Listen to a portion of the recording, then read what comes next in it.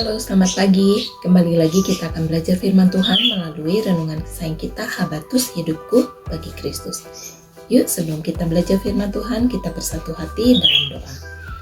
Bapa dalam kerajaan surga, puji dan syukur kami naikkan padamu Tuhan. Terima kasih Tuhan Yesus untuk pagi ini kami boleh bersama-sama akan belajar firman Tuhan.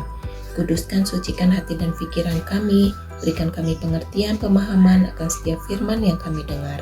Terlebih kami dapat melakukannya di dalam kehidupan kami. Terima kasih Tuhan Yesus, haleluya, amin. Adik-adik, sudah siapkan Alkitabnya ya? Kita akan belajar bersama-sama di dalam Yehezkiel 18 ayat 1 sampai dengan 32. Adik-adik bisa perhatikan ayat demi ayatnya. Di sini judul perikopnya adalah setiap manusia bertanggung jawab atas hidupnya.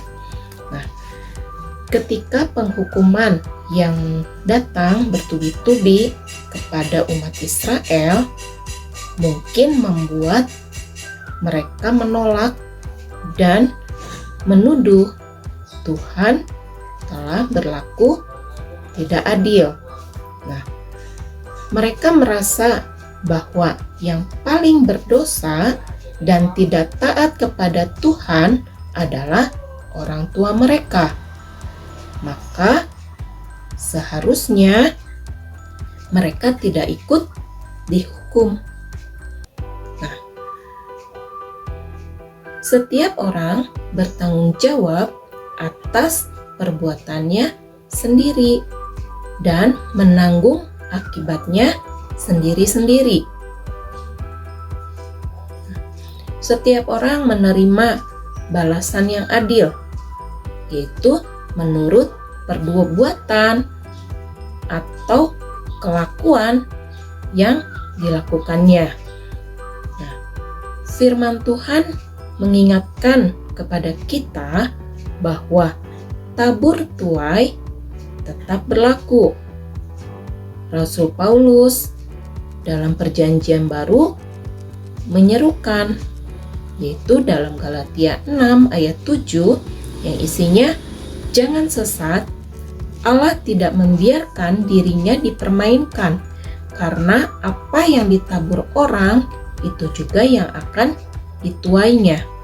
Artinya, setiap perbuatan, baik kecil maupun besar, tentunya harus dipertanggungjawabkan di hadapan Allah, karena tidak ada yang tersembunyi di hadapan Allah. Orang yang berdosa itulah yang harus mati. Sebaliknya, orang yang menjaga dirinya dari perbuatan melanggar hukum Taurat dengan sendirinya tidak akan dihukum, melainkan akan hidup. Adik-adik, di sini kita diingatkan melalui renungan kita pagi ini bahwa setiap perbuatan yang kita lakukan, baik benar ataupun tidak benar, itu akan ada akibatnya. Pelanggaran yang kita lakukan atau perbuatan yang kita lakukan itu akan ada akibatnya.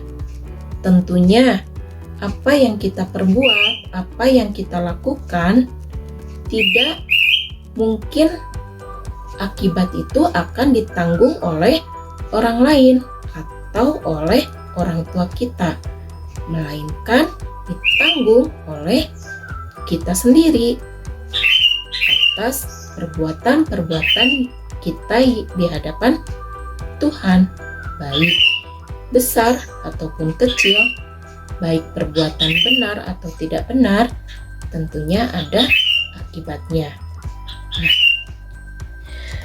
Allah adalah pemilik jiwa setiap orang. Dia Allah yang senantiasa berbuat adil. Oleh karenanya, kita harus sungguh-sungguh di hadapan Tuhan. Nah, jangan lagi kita bermain-main dengan dosa. Karena apabila kita melakukan hal-hal yang tidak berkenan di hadapan Tuhan, tentunya ada akibatnya.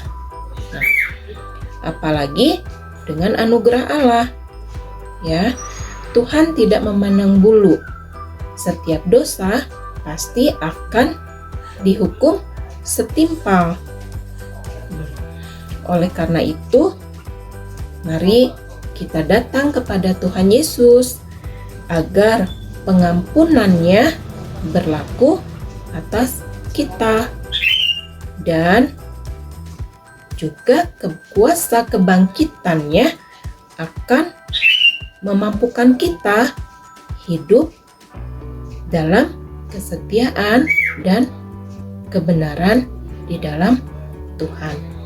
Nah, adik-adik, kita mau melakukan apa yang menjadi bagian kita menurut kehendak Tuhan, dan kita mau berserah kepada Tuhan untuk Tuhan memampukan kita untuk melakukan yang benar di hadapan Tuhan.